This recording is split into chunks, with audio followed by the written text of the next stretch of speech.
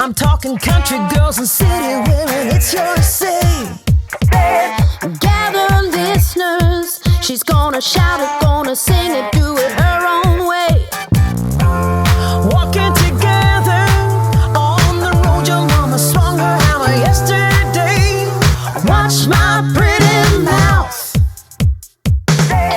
Feel your cup. Our next speaker this evening, Tanya Hosch, the public face and deputy director of Recognize, working for the recognition of Aboriginal and Torres Strait Islander peoples in our Constitution.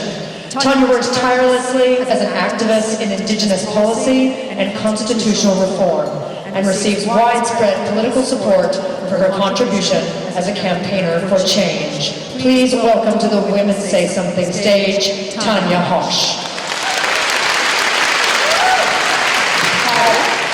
This evening. Thank you for inviting me to this most awesome party. I'm really excited. I don't get to go and speak at many things that look this much fun, I have to say. So this is a really great way to start my weekend. Thank you very much for the opportunity.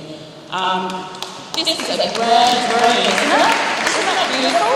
And thank you to Heather put so much effort into making us feel comfortable and welcomed and celebratory in this space.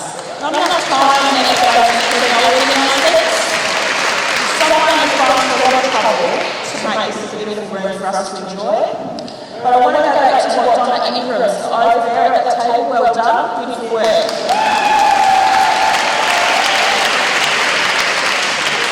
But I'd like to go back to what Donna Ingram said when she opened this evening formally. And as grand as this room is, and as beautiful as this city is, there were some people who were here first.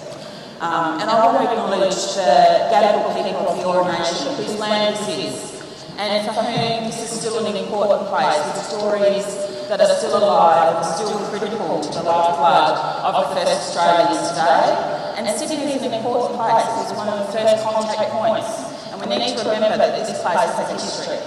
So when I was asked tonight to say something about what's going to make me dance on the ceiling, not that I put in these fabulous shoes, by the way, it would be doing something that is kind of hard to be cheerful about.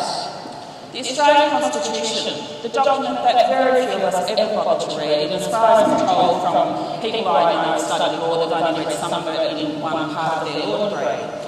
But you will not find the word Aboriginal or Torres Strait Islander in the Australian Constitution. Now this is the document that brings us together as a nation. It's the document that brought us together. And it is written as though Australia started in 1788. But one of the things that makes this country most unique is the fact that we have the oldest living continuous cultures of anywhere in the world. My people have survived.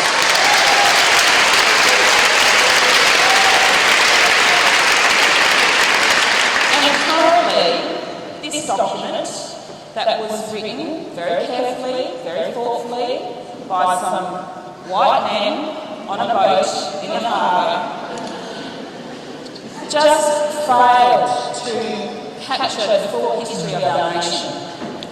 Now, Australia doesn't have the best track record when it comes to changing our constitution. It's a pretty tough document to change. And despite all differences of opinion we might have in this room about what works in this nation and what doesn't, our democracy works pretty well. We're a pretty stable nation overall when you compare us to some other places in the world that are under some really serious conditions. So this document can be updated. It's just that we don't do it very often. We have done it for over 36 years. And the last time we as a nation decided all to vote yes to make a change to this important document, we did it to change the retirement ages of judges. So we have had a successful referendum in Australia for over 36 years. So it's not before time that we have another moment, like we did in 1967, where the vast majority of this nation, almost 91% of us, found agreement on something. And we can do that again. At the moment, and most of you in this room I'm sure would understand how tough it is to get the federal parliament to agree on something, they agree on this. It is not before time that we all just take a moment and reflect on the fact that our founding document does recognise the first Australians, and it still allows for racial discrimination to exist. Did you know that Section 25 still allows the state government to ban people from voting on the basis of their race? That is still in our constitution today. So we can get all moody and pissed about it. But the great news is, as hard as it may sound, we are the generation of Australians that get to do something about it. So I'm asking you to join the Recognise movement and get your smartphones out, join up as a supporter. This organisation has very kindly put our details on the back of the program tonight, so have a look, no excuses for forgetting that we exist. Please join up with this movement. Please participate.